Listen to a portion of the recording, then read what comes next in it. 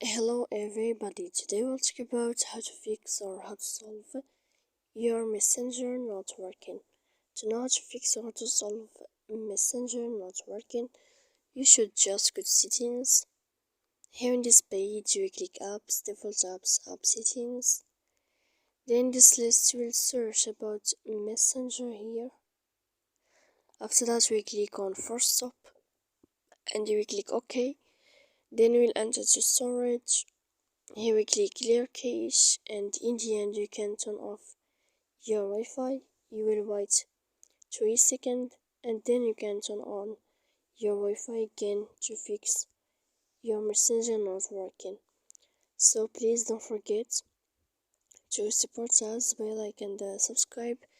See you next time in another video, and thank you for your attention.